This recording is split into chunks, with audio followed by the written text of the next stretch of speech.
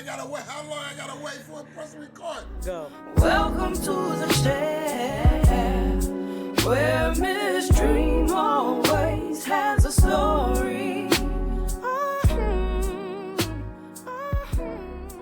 It's Dream, and we got a season 2. Your Black Bostonian here, a product of a single mother who I work to make proud every single day. I'm a 3-degree holder, your veteran educator, your tech entrepreneur, and founder of the Chair platform. My platform is dedicated to supporting Black and Brown people on their hair journey by creating hair boards, connecting to hairstylists, and sharing haircare tips for a more joyous experience. My podcast is about sharing hair stories, educator stories, entrepreneurship stories, and stories surrounding identity with goals to leave you laughing, learning, and advocating. So come in and listen to the stories in the chair. Where we share stories in the chair. Hello, beautiful people. This is Axel Lopez. Axel, can you please introduce yourself? Absolutely. So, like you said, my name is Axel Lopez, born and raised from Boston, Massachusetts, currently based in Los Angeles, California. Been here for about, I actually talked about this a few days ago with somebody. I didn't realize how long I've been here, but probably around 7 years, which is kind of crazy. Every time I think back on it, I tell people I've been here 4 or 5 years, but then I correct myself. I'm like, no, it's been longer than that. So yeah, I've been here since 2018. Yeah, born and raised in Boston, Massachusetts. Grew up in East Boston my whole life, pretty much. Went to schools in several different like neighborhoods and cities and all that stuff.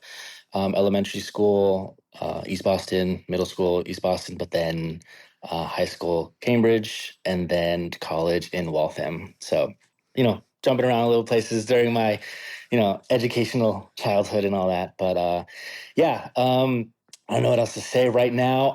In Los Angeles, I do multiple different things, to be honest. I own my own video business. Slowly getting back into the photography realm because that's kind of how I started when it came to like the visual arts and everything. Also professional dancer. So here and there, I will teach dance classes, book different jobs and everything. And I also run a sneaker reselling business, which is something that I've been in and out of, to be honest. I was really heavy into it, probably around late 2020 into 2022. Then work from other stuff just got really busy, so I had to kind of drop that for a little bit. Still had my toes in it, but not as active until just recently. So I've been doing that. And then besides that, I'm just training a lot, like dancing. I work out a lot. I have very lazy days at the same time. So yeah, my schedule is always different day to day and all that stuff. So yeah, I think that's a little spiel about myself. Axel and I met in high school. So we met at BBN, Yes. and there are 2 memories I have of you. Axel was always dancing in the cafeteria. And so he was always popping and locking. And he was like, "What do you think? What do you think?" And I was just like, "Oh, this guy's just gonna dance all day, all day." It didn't matter what period we were, but if we were in the cafeteria, you always saw him dancing. And then the other, Absolutely. because I was in the photo lab, Mhm. and I would see you walking down the hall with camera and video, and we would always be talking. Did you do the homework? Like, did you do the video? Did you take the photo? And Always. so we were always trying to make sure that we were on task or making sure that we were following directions when it came to all of our art projects.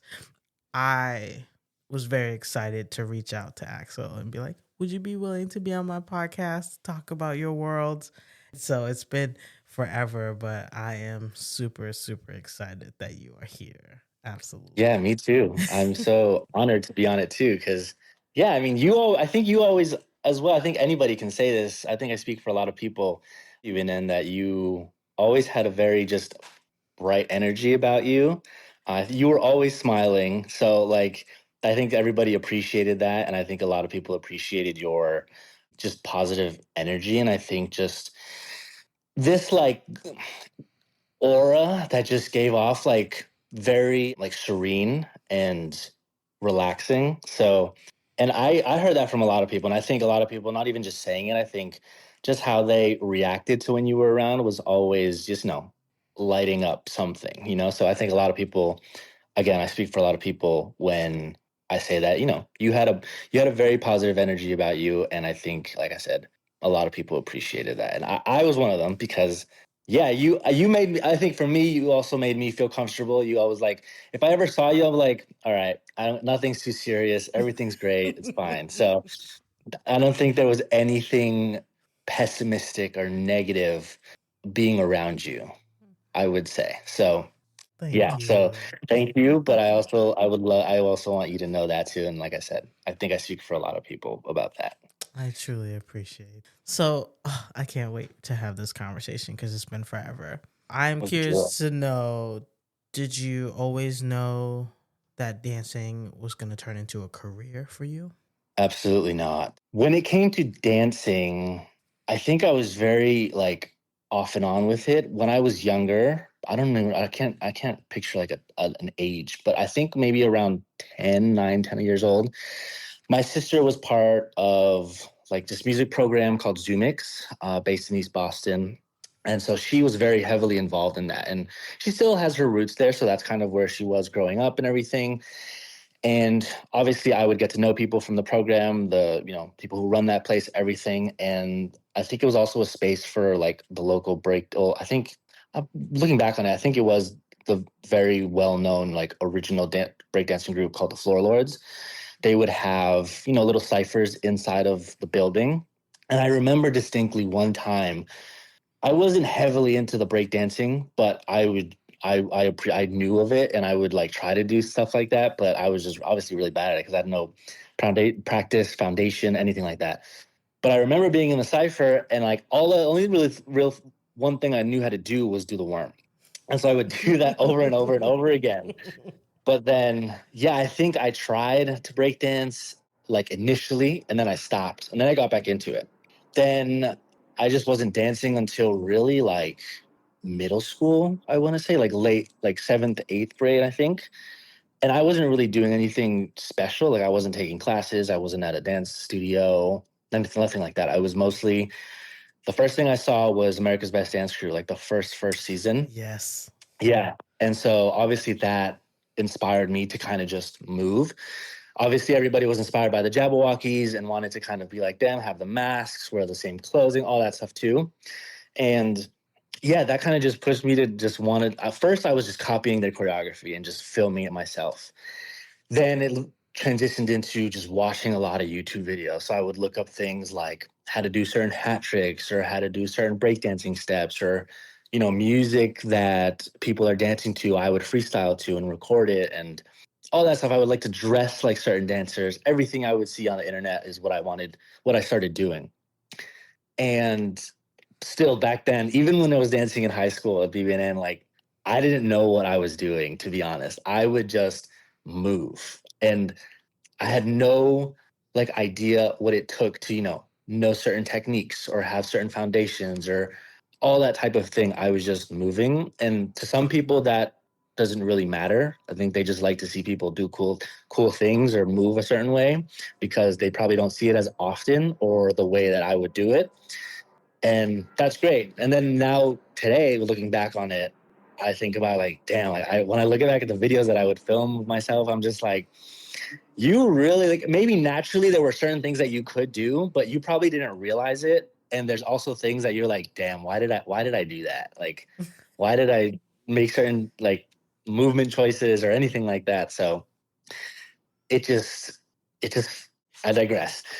So yeah, into high school, I was just kind of dancing. And then college is when I really started to do choreography and all that stuff too. So I joined the dance team in college at Bentley University and started really getting into the choreography space there, learning it on top of just, dancing myself as well. And that's when I started to kind of get into the realm of making choreography. And then I joined the professional company from based in Boston, Funk Phenomenon.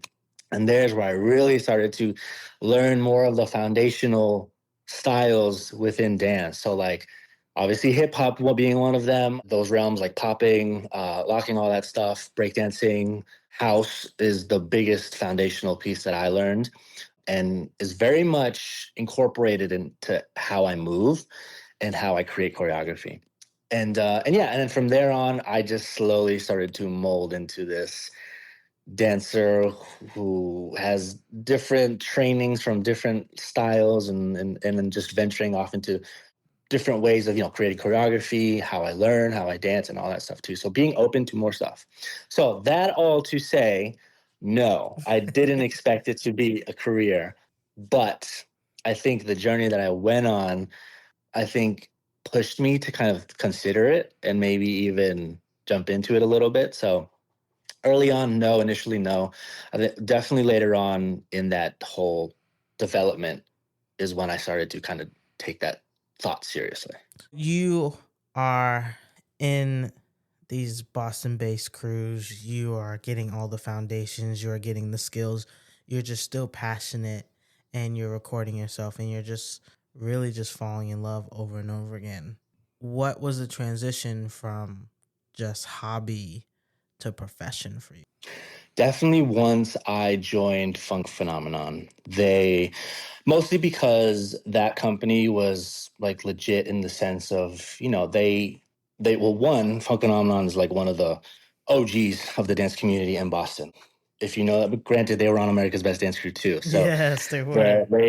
yeah, so like they know what they're doing. They know how to they have a brand, and so when you're a part of that, you explore what they are capable of, the opportunities they're capable of getting, or just even how they kind of run themselves and what their goals are.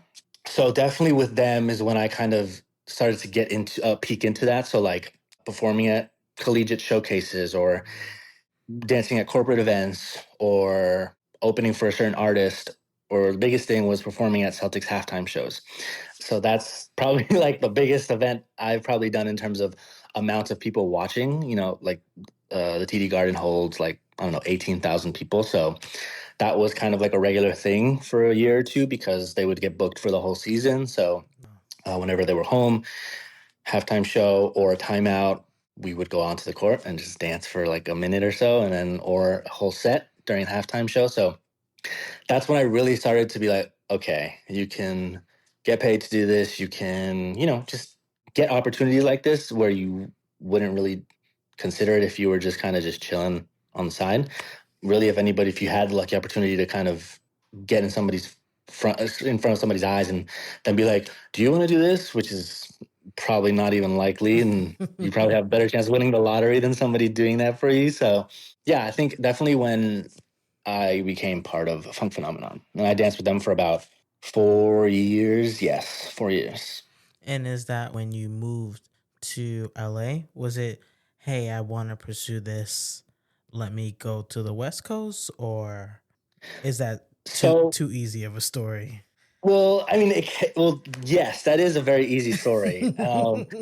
However, I will say, like, I kind of looked down upon it, to be honest, for us at a certain point, because I'm really, well, this is kind of weird to say because I kind of contradicted myself. But whenever I saw people moving to LA, I'm like, that's so cliche, right? Like, go to LA, dance, or but I don't think at the time I realized like LA is like the mecca of a lot of different things, so you kind of have to be in that vicinity if you want to constantly be around like that exposure. You need to be in a certain place all the time for the most part. So like I'm not going to be booking or getting an agent, going to auditions and flying to LA almost every weekend from Boston. Like that's unrealistic, and it's not stable. It's not sustainable. Where we share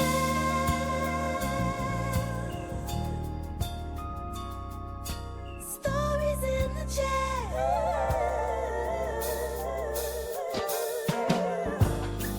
Look, it's my commercial. We will be right back. It's more than just a bad hair day. It's a journey. Finding the right hairstyle isn't easy, nor is finding the right stylist or the right products.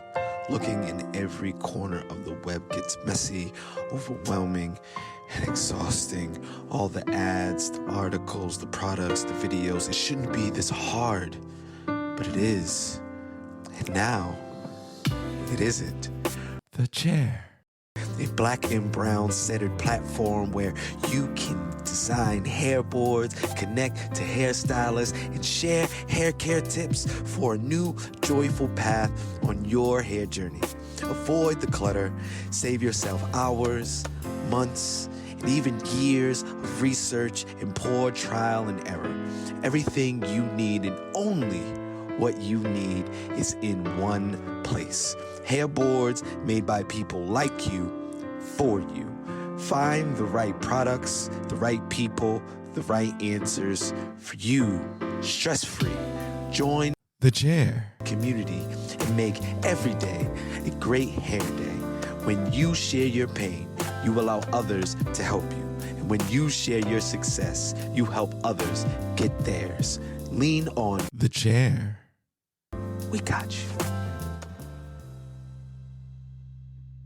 No stress, no strife. In the chair.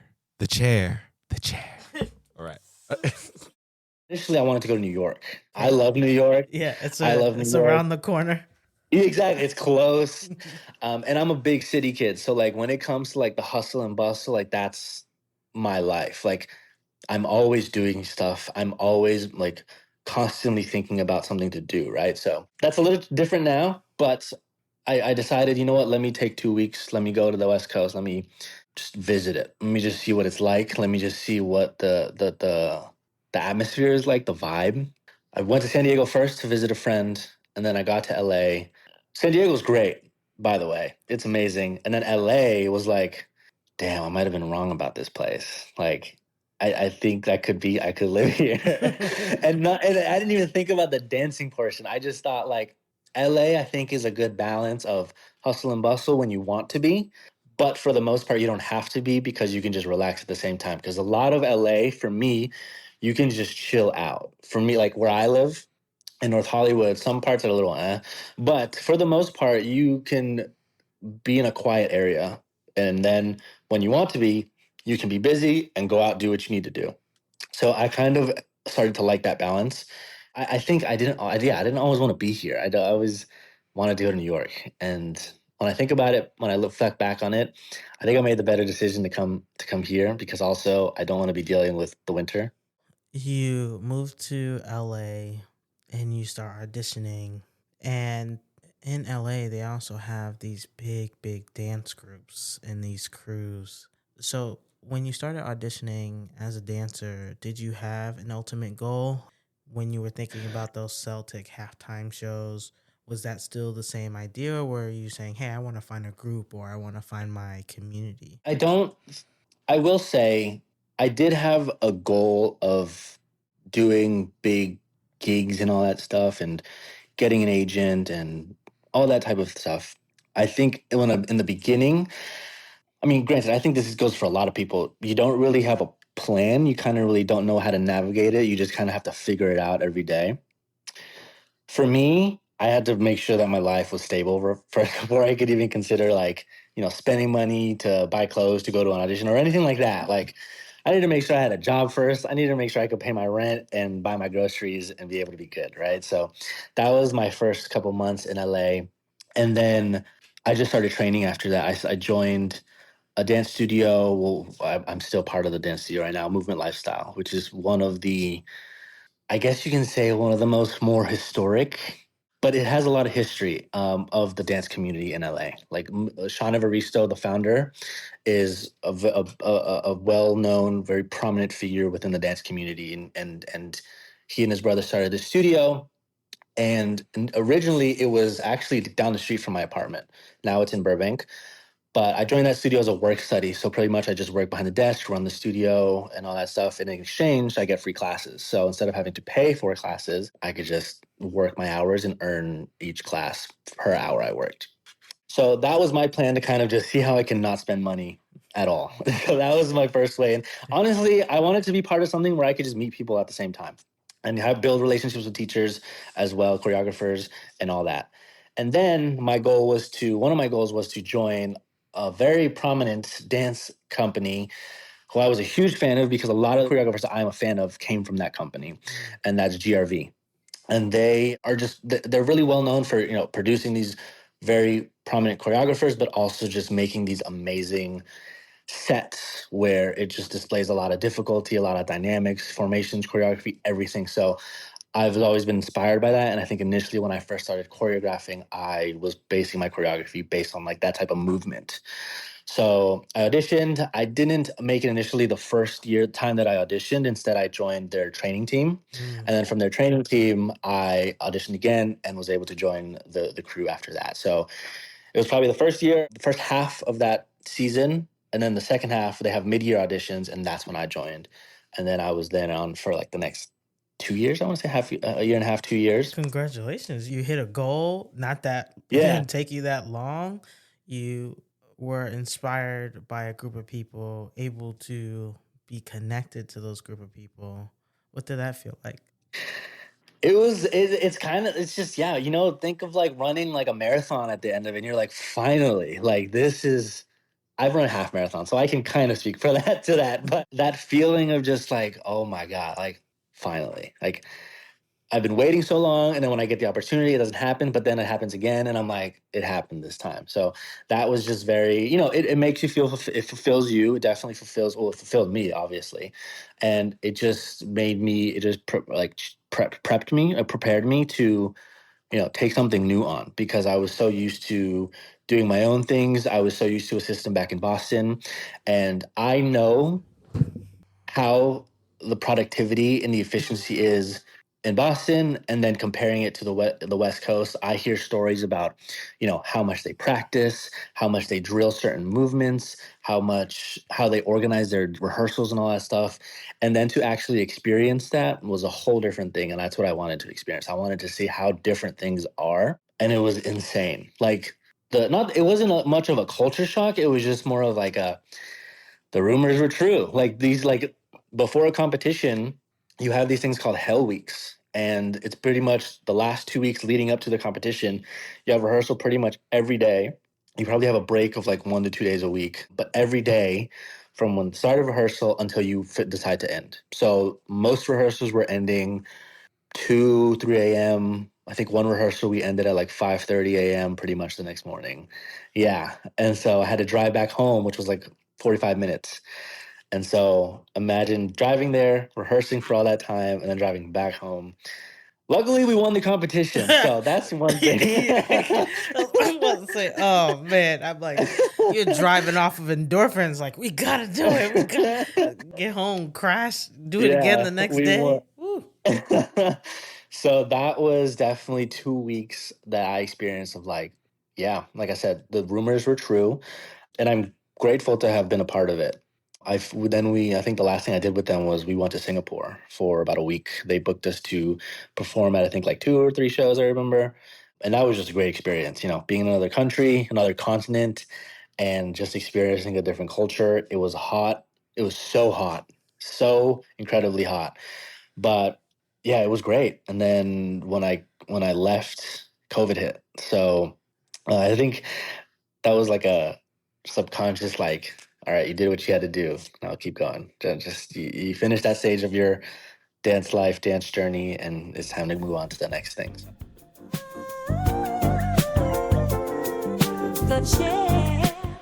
Oh, and if you're interested to learn more about my experiences as a Black woman and educator in Guangzhou, China, I wrote my first ebook titled Nowhere and Everywhere, Captured Emotions of a Beautifully Broken Love Story. It is on lulu.com. Take a read and see some beautiful photography of mine. Enjoy the rest of the show.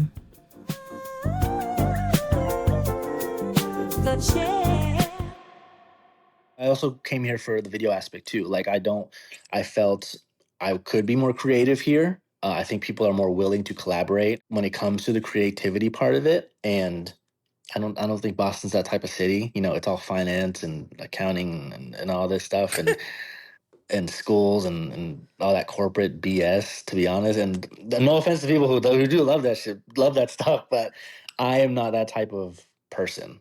As much as I went to like a business school and I'm about myself. I'm a business person, I would say, but I don't thrive in that type of environment. Did you major in film and business at Bentley? Yes, but my main major was entrepreneur management, so business management with with a concentration in entrepreneurship, and then my double major, which there's just the way they structured it was a little strange to be honest, but it was called the other one was media arts and society. So a lot of that was more the liberal arts aspect of it. So yes, technically yes, because I wanted that balance. Because I always knew since I was a little kid, even I wanted to start a business for sure. Like I just wanted to do something. I didn't want to like work for somebody, and I still don't. I still don't like doing that. But I also knew like what exactly am I going to do? And then oh my God, I forgot her name. What's her name? The teacher at BBNN, the photo teacher. Miss Dobson. Miss Dobson, yes. Honestly, she was the catalyst to just putting the practice in of just shooting. As much as I feel like a lot of students didn't take her seriously, not her seriously, I think the class seriously. I definitely felt like I needed to because it's just I loved the visual aspect of just that whole practice and also just figuring out what to do because like whenever we had projects to take certain pictures of like certain concepts when it came to like leading lines or like certain types of lighting or anything like that, it definitely made me want to figure that out. So again, leading back to what I was saying, I also want to do the video aspect of it is LA. I feel like is more open to that. And so on top of the dance, the video aspect, the photo aspect, I wanted to grow my business in a different environment. So I felt LA was definitely a great place to do that. And I've met a ton of people who are always willing to collaborate, who are always open to ideas, who are always just willing to just hear me out, even if the idea sounds stupid, at least take the time to just listen and understand, even if they don't agree with it or just don't see it. I'm glad that I can have people to just hear me out. You take classes with Miss Dobson, which I also took. So Axel and I were in two different classes because he's a year younger than me. So you're taking film, digital. You knew that you wanted to make a business. Did you know it was going to be a production company, or did you just know it was something in this visual medium? I'm now in LA. I'm following dancing as a passion, but this is only one version of my passions or one lane of my passions, and film is the other. Did you start to be like, okay, this is the money making business aspect of it, and dance is my Well, passion?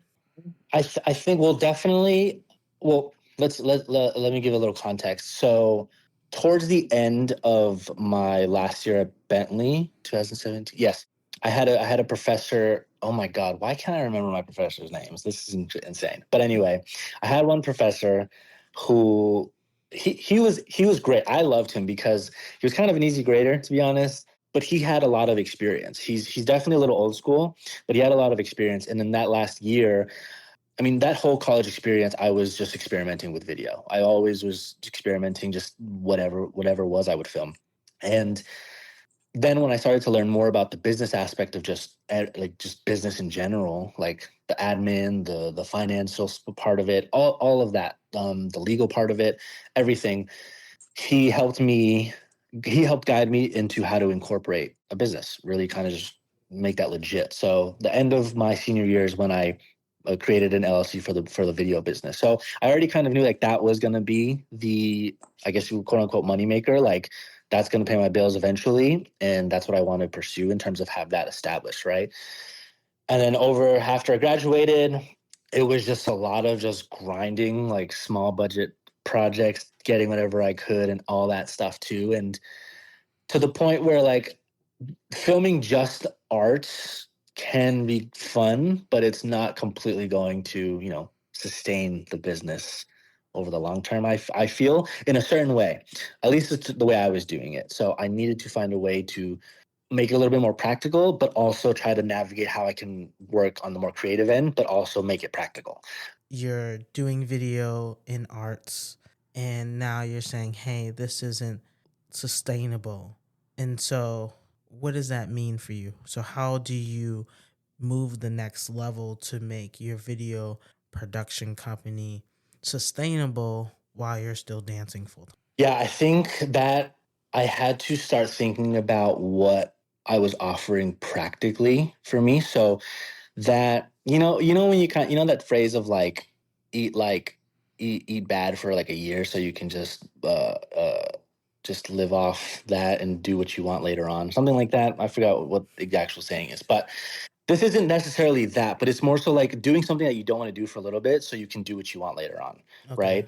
And so I think for me, I realized what I needed to do actually during COVID. This took a while. This was not something that I realized after the first year, right? Like, so when I talk about practicality, I think about like, okay, I need higher ticket clients, you know? So like my what I was getting paid for these projects is pretty like minuscule. Like it's not something that you could live off like two clients, where if you have higher ticket clients, you can take on less clients, but you can sustain that, right? If you have a retainer over the next, year or so, you know that money's going to come in, but you also know it's substantial enough for you to live off of that and pay your bills, Mm-hmm. right? So I needed to start, as much as I knew the business aspect of it, I needed to start understanding more of like the sales approach and what else I'm offering and what value I'm bringing to people when they hire me. So I took COVID, I joined this online community where they kind of just explained their biggest moneymaker was this thing called the video business card, and which is helps kind of any type of business or company like raise their brand awareness and help, I guess tell the story of that company, so that if they're trying to attract new clients, or if they're trying to get, returning clients to come back or understand more about their business, you help a business with a video business card understand the business and tell that story within like a 3-4 minute video. And those, I learned kind of how to do that, but also what type of clients I can attract. So higher ticket ones, like, I don't know, construction companies or real estate companies or b- lawyers, anything like that that really has the budget to pay. So that's when like I said, during COVID, really started to get into that. So then I can do that for a little bit, and then still kind of build the creative side of it. And now I'm at that point where a lot of what I do now is just stuff that I enjoy doing, like fun, creative stuff. Like I run Moving Lifestyle, I run the whole video department there. So I'm like the lead videographer there. I manage a film work study program, and I do a lot of the studio's content, like merch stuff, event coverage, like all the very like cool, like engaging type of videos now. Is I love doing that. That's where I thrive. When it comes to conceptual things, all that, I love doing that. I may not be the best at making up ideas, but if you give me an idea, I can rework it to make it look great and make it my style. Does that make sense? Yes. Um, yeah. So it took a little bit of time where I needed to be like, okay, I need higher paying clients right now. That's just plain and simple. And then I can not get back to, but lean more into it once I have this little more set. So like moved to LA 2018, moved back to Boston during like mid COVID, I would say. So like late 2020 or 2019 into 2020. Stayed in Boston for a year, left, went back to LA fall of 2020. So I was in Boston for a year. And then when I got back, I hired, that was like my first real big boy business move. Let's go. I I hired somebody who pretty much ran a team that works on cold like outreach. So instead of me having to outreach to, or cold call like clients and stuff like that, they pretty much did it for me and was able to help me talk to those whoever responds to those, cold call reach outs via email or anything like that, and set up meetings with marketing agencies who then can refer me to clients that they work with to film for them. So instead of me having to cold call like businesses and do all that stuff, they did the work to get to marketing agencies, and then I work with agencies to kind of having like an exchange. So like I will film your clients for you if you bring me the clients to work with, and then whatever fee is involved gets worked out and stuff like that. And that's where that slowly started to trickle into the more creative stuff, because then you get into creative campaigns and e-commerce campaigns or anything that's not like business or like too corporate, in the sense of just like, I don't know, like interview style stuff. No, like I want to film fitness videos, I want to film cool skateboarding videos, I want to film cool fashion video, like all that type of stuff. So it was a real process over time, and I'm finally at the point where I don't got to think about really too formal. I can think creatively, I can think more out of the box, I can think extravagant rather than kind of keeping it like this. So yeah. I like that. When he said like this, he just did a little tutting box, and it was the most precise thing ever. It's funny because my dance style is very flowy and very dingy. So when it comes to this, I struggle, but I guess I do that correctly. Well, thank you, Axel, so much for sitting in the chair and sharing your stories. I truly, truly appreciate it. Of course, it's been great, and I'm so glad you asked me. It's been so long, and yeah, I honestly didn't think this day would ever happen. Like I see you on Facebook, like plenty. So like your name is always popping up in some form, and I always think, like I said from the beginning, I always remember Dream. The biggest thing about you is just your personality and your energy. It's always been, I think, a very prominent aspect about you. So I thank you for allowing me to talk with you and just come on here and share with you as well. Welcome to the chair,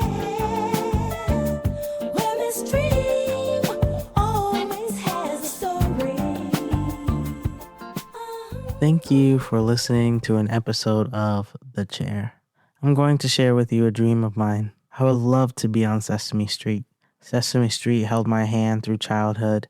In my dream, I would be in my big afro or rainbow braids sitting on the stoop sharing hair stories. I would like your help, please, by doing all the things like leave a review, share it with someone who would benefit from hearing this episode. And if you know someone who knows someone who knows someone at Sesame Street, share your favorite episode with them, and I'll make you some of my famous chocolatey hot chocolate. I hope you have a beautiful day, or if you are like me, still up in the middle of the night, I hope you take a deep breath and rest. Love you. Talk to you later. The chair.